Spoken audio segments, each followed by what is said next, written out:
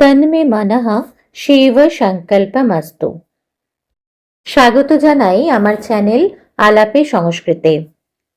আজ আমরা পশ্চিমবঙ্গ উচ্চ মাধ্যমিক শিক্ষা সংসদের দ্বাদশ শ্রেণীর তৃতীয় সেমিস্টারের সংস্কৃত পাঠ্য দুর্বাসস অভিশাপ সম্পর্কে আলোচনা করব। আশা করি তোমরা উপকৃত হবে এবং আমার এই চ্যানেলের সঙ্গে যুক্ত হবে। সমগ্র বিষয়টি অনুধাবন করতে ভিডিওটি শেষ পর্যন্ত দেখো এবং নিয়মিত নতুন ভিডিও পেতে চ্যানেলটি সাবস্ক্রাইব করে পাশে থাকা বেল আইকনটি অন করে রেখো। এবার আসি সরাসরি তোমাদের বিষয়কেন্দ্রিক আলোচনায়। আমার আজকের আলোচনার বিষয় দুর্বাসস অভিশাপ। এই পাঠ্যাংশটি আলাদা কোনো নাটক নয়, এটি মহাকবি কালিদাস রচিত বিখ্যাত সংস্কৃত নাটক অভিজ্ঞান শকুন্তলম এর একটি নির্বাচিত অংশ। এই অংশে ঋষি দুর্বাসার অভিশাপের ঘটনাকে তুলে ধরা হয়েছে, যা পুরো নাটকের কাহিনীকে নতুন মোড় দেয়। পাঠটি কোথা থেকে নেওয়া হয়েছে, অর্থাৎ এই পাঠ্যাংশের উৎস কি? দুর্বাসস অভিশাপ নাট্যাংশটি নেওয়া হয়েছে মহাকবি কালিদাসের অভিজ্ঞান শকুন্তলম নাটক থেকে। মূল সংস্কৃত নাম অভিজ্ঞান শকুন্তলম। এর বাংলা অর্থ কি? অভিজ্ঞান বা স্মৃতিচিহ্নের মাধ্যমে শকুন্তলার পরিচয় লাভ। তাহলে অভিজ্ঞান শব্দের অর্থ হচ্ছে স্মৃতিচিহ্ন। ইংরেজিতে পরিচিত কি হিসেবে? The recognition of Shakuntala. নাটকটির কাহিনী মহাভারতের আদি পর্বের শকুন্তলোপাখ্যান অবলম্বনে রচিত হলেও কালিদাস নিজস্ব কল্পনা শক্তিতে দুর্বাসার অভিশাপ ও আংটির ঘটনাকে যুক্ত করে নাটকটিকে নতুন রূপ দিয়েছেন। যদি প্রশ্ন আসে অভিজ্ঞান শকুন্তলম নাটকটির উৎস কি? মহাভারতের আদি পর্ব। মহাভারতের আদি পর্বের শকুন্তলা উপাখ্যান থেকে অভিজ্ঞান শকুন্তলম নাটকটি গৃহীত হয়েছে। আর যদি প্রশ্ন আসে অভিজ্ঞান শব্দের অর্থ কি? উত্তর হবে স্মৃতিচিহ্ন।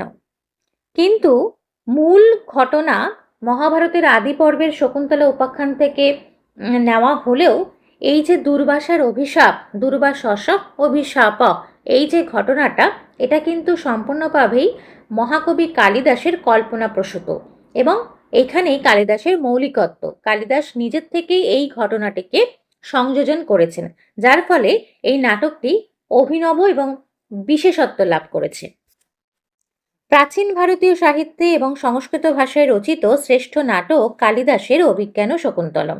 তাই বলা হয় কালিদাসস্য সর্বস্বম অভিজ্ঞান শকুন্তলম।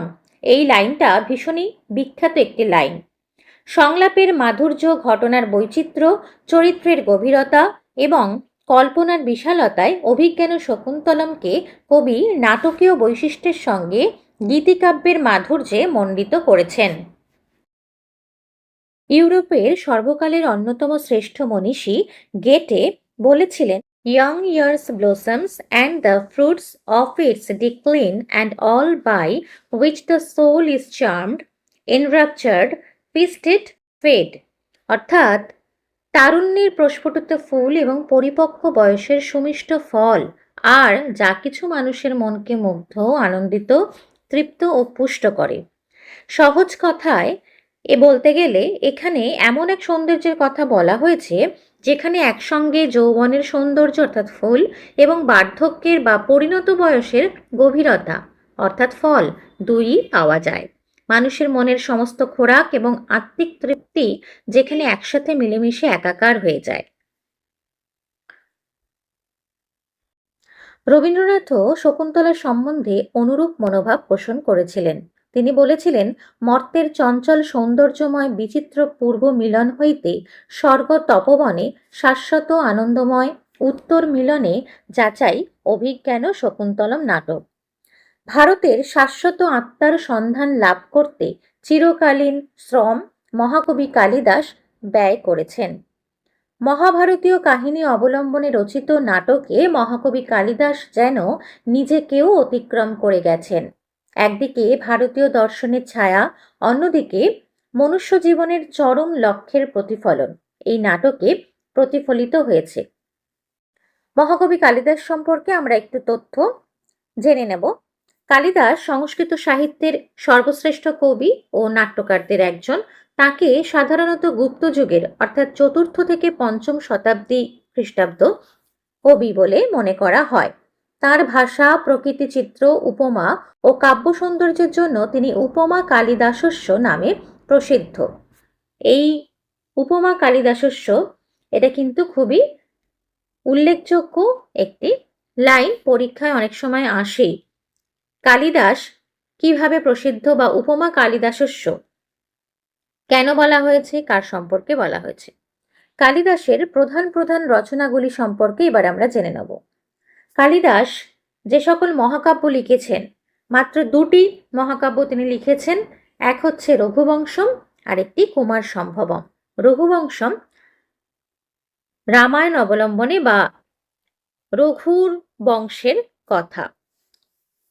খণ্ডকাব্য দুটি, মেঘদূতম এবং ঋতুসংহার। মেঘদূতম বিখ্যাত খণ্ডকাব্য।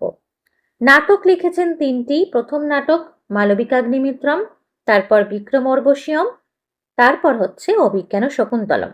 বলা হয় কালিদাস যদি তার অন্যান্য রচনাগুলি রচনা না করতেন, শুধুমাত্র অভিজ্ঞান শকুন্তলম এই একটি নাটকই তিনি রচনা করতেন, এই একটিমাত্র নাটকেই বা এই একটিমাত্র নাটকের জন্যই কিন্তু তিনি বিশ্ববিখ্যাত নাট্যকার বা কবি হিসেবে পরিচিত হতে পারতেন। অর্থাৎ এতটাই উৎকৃষ্ট মানের নাটক অভিজ্ঞান শকুন্তলম। এই একটিমাত্র নাটকের দ্বারাই কালিদাস কিন্তু প্রসিদ্ধ। অভিজ্ঞান শকুন্তলম কি ধরনের নাটক? এটি একটি নাটক। সংস্কৃত নাট্যশাস্ত্র অনুযায়ী এটি পূর্ণাঙ্গ নাটক এবং এর মধ্যে প্রেম, প্রকৃতি, বীরত্ব, করুণা ও শান্ত রসের সুন্দর সমন্বয় দেখা যায়। বিশ্ব সাহিত্যের অন্যতম শ্রেষ্ঠ নাটক হিসেবেও এটি স্বীকৃত। নাটকটি কয়টি অঙ্কে বিভক্ত? অভিজ্ঞান শকুন্তলম মোট 7টি অঙ্কে বিভক্ত। এখান থেকে কিন্তু এমসিকিউ প্রশ্ন আসে। প্রধান চরিত্র রাজা দুষ্যন্ত, শকুন্তলা নায়িকা। সঙ্গে রয়েছেন মহর্ষি কর্ণ এবং অনুসূয়া এবং আরেকজন হচ্ছেন প্রিয়ংবদা, দুই সখী শকুন্তলার। এরপরে ঋষি দুর্বাসা, যাকে আমরা পাবো দুর্বাসস্য অভিশাপ, ওই পাঠ্যাংশটি যাকে ঘিরে ঋষি দুর্বাসা অবশ্যই তার মধ্যে একজন। বিদূষক মাধব্য, মেনকা, সর্বদমন, মারিচ এবং মাতলি। সমস্ত ক্যারেক্টারগুলো সম্পর্কে এই জন্যই বললাম, অনেক সময় এমসিকিউতে কিন্তু বিভিন্ন ধরনের প্রশ্ন আসে যে অভিজ্ঞান শকুন্তলম নাটকের বিদূষক কে, তখন উত্তর হবে মাধব্য। কেমন? নাটকের কাহিনীর সংক্ষিপ্ত পরিচয়। হস্তিনাপুরের রাজা দুষ্যন্ত শিকারে বেরিয়ে কণ্ব ঋষির আশ্রমে আসেন। সেখানে তিনি শকুন্তলার সঙ্গে পরিচিত হন। দুজনের মধ্যে প্রেম জন্মায় এবং গান্ধর্ব বিবাহ সম্পন্ন হয়।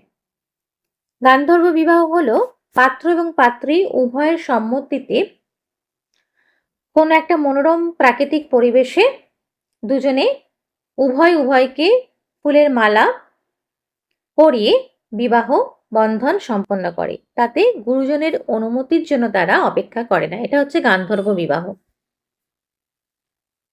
8 রকমের বিবাহের বিধান আছে হিন্দু শাস্ত্রে, সেখান থেকে গান্ধর্ব বিবাহ একটি অন্যতম বিবাহ। বিদায়ের সময় রাজা একটি আংটি দিয়ে রাজধানীতে ফিরে যান। রাজা চলে যাওয়ার পরে শকুন্তলা তাঁর চিন্তায় এতটাই মগ্ন ছিলেন যে আশ্রমে আগত ঋষি দুর্বাসাকে যথাযথ অভ্যর্থনা জানাতে পারেননি। তাই ক্রুদ্ধ এবং রুষ্ট হয়ে দুর্বাসা অভিশাপ দেন, যার চিন্তায় তুমি নিমগ্ন সে তোমাকে সম্পূর্ণ ভুলে যাবে। পরে অনুসূয়া ও প্রিয়ংবদার অনুরোধে তিনি বলেন, যদি কোনো অভিজ্ঞান বা স্মৃতিচিহ্ন দেখানো যায় তবে সেই স্মৃতি ফিরে আসবে। এই অভিশাপই সমগ্র নাটকের মোড় ঘুরিয়ে দেয়। পরে আংটি হারিয়ে যায়। দুষ্যন্ত শকুন্তলাকে চিনতে পারেন না। শেষে আংটি ফিরে পাওয়ার পর স্মৃতি ফিরে আসে এবং তাদের পুনর্মিলন ঘটে। মহর্ষি কর্ণ কিন্তু শকুন্তলাকে লালন পালন করে বড় করে তুলেছিলেন। তাহলে প্রশ্ন আসতে পারে, শকুন্তলার পিতা কে? মহর্ষি কর্ণ। মহর্ষি কর্ণ শকুন্তলাকে বনের মধ্যে কুড়িয়ে পেয়েছিলেন এবং তারপর তাকে নিজের কুটিরে নিয়ে এসে লালন পালন করেছিলেন। তাহলে মহর্ষি কর্ণ হচ্ছে পালিত পিতা এবং শকুন্তলা তার পালিত পালিতা কন্যা। দুর্বাসাস অভিশাপও এই অংশের গুরুত্ব। এই পাঠটি পুরো নাটকের সবচেয়ে গুরুত্বপূর্ণ অংশগুলির একটি, কারণ এখান থেকেই নাটকের মূল সংঘাত শুরু হয়। রাজা দুষ্যন্তের বিস্মৃতি এই অভিশাপের ফল। আংটি বা অভিজ্ঞান নাটকের কেন্দ্রীয় প্রতীক হয়ে ওঠে। শেষ পর্যন্ত এই অভিশাপের কারণেই নাটকের আবেগ, বিচ্ছেদ ও পুনর্মিলন সম্পূর্ণতা লাভ করে। আজ আমরা দুর্বাসস অভিশাপঃ এই পাঠ্যাংশটির প্রাথমিক ধারণাটুকু জানলাম। অর্থাৎ দুর্বাসস অভিশাপঃ এই নাট্যাংশটির উৎস গ্রন্থ কি, সেই গ্রন্থের বিশেষ বৈশিষ্ট্য কি, রচয়িতাকে ইত্যাদি।